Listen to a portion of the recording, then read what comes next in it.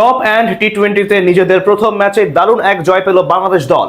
Mystery spinner রুবেলের দুর্দান্ত বোলিংয়ের পর ব্যাট হাতে ঝড় তুলেন ওপেনার জিশান আলম। আর এতেই সহজ জয় নিয়ে মিশন শুরু করলো টিম টাইগার্স। আগে ব্যাট করতে নেমে টাইগার বোলারদের সামনে পাত্তাই পায়নি নেপাল। ছোট লক্ষ্য তাড়া করতে নেমে আগ্রাসী রূপে ব্যাট চালিয়ে জয় তুলে নেয় বাংলাদেশ। টপ অ্যান্ড টি-20তে টাইগারদের এমন জয় নিয়ে বাকিটা জানবো রিপোর্টে।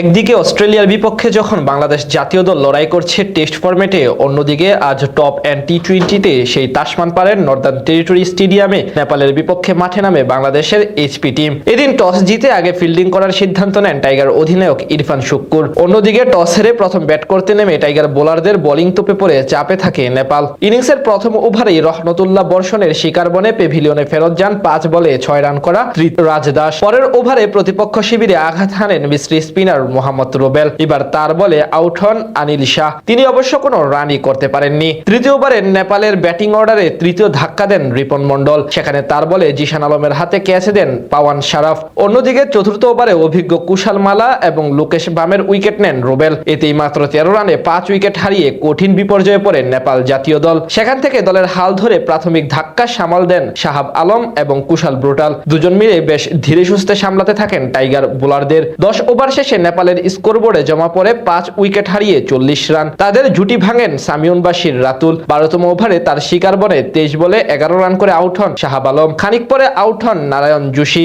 তিনি অবশ্য ফিরেন রান আউটের ফাঁদে পড়ে। এতে নতুন করে বিপাকে পড়ে যায় নেপাল জাতীয় দল।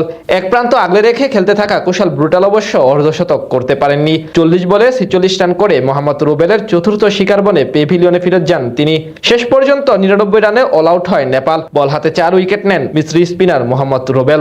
জবাব দিতে নেমে শুরু থেকে চালিয়ে খেলতে থাকেন টাইগার ওপেনার জিশান আলম। ইনিংসের দ্বিতীয় বলে ওয়াইড দিয়ে এক বাউন্ডারি হজম করেন পেসার রিজান দাখাল। তবে এরপরেই তার উপর চড়াও হন জিশান আলম। চতুর্থ বলে 4 মারার পর পরের 2 বলে 2টি বিশাল ছক্কা হাঁকান তাকে। সে ওভারে আসে মোট 21 রান। পরের ওভারে বিপিন কার্তি দেন আরো 11 রান, যেখানে এক বাউন্ডারি মারেন সোহান। এদিকে জিশান চালিয়ে খেললেও ইনিংস বড় করতে পারেননি আরেক ওপেনার হাবিবুর রহমান সোহান। তৃতীয় ওভারে শাহাব আলমের বলে ক্যাচ দিয়ে মাত্র 7 রান করে আউট হন এই ডানহাতি ব্যাটার। তবে তাণ্ডব অব্যাহত রাখেন জিশান আলম। ইনিংসের চতুর্থ ওভারেই দলীয় 50 রানের গন্ডি পার করে ফেলে বাংলাদেশ এইচপি টিম। সেখান থেকে বেশ চালিয়ে খেলে দ্রুত ম্যাচ শেষ করার দিকে মনোযোগ দেয় টাইগার ক্রিকেটাররা। কারণ দ্রুত ম্যাচ শেষ করলে পয়েন্ট টেবিলেও এগিয়ে থাকতে পারবে রান রেটের হিসাবে। এরপর আর বড় কোনো বিপদ আসেনি টাইগার শিবিরে, যার ফলে সহজেই জয় তুলে নিয়ে টপ অ্যান্ড টি-20র এবারকার আসর শুরু করলো বাংলাদেশ এইচপি টিম। অন্যদিকে আসরের দ্বিতীয় ম্যাচও পরাজয়ের মুখ দেখলো নেপাল। এর আগের ম্যাচও তারা হেরেছিল বড় ব্যবধানে।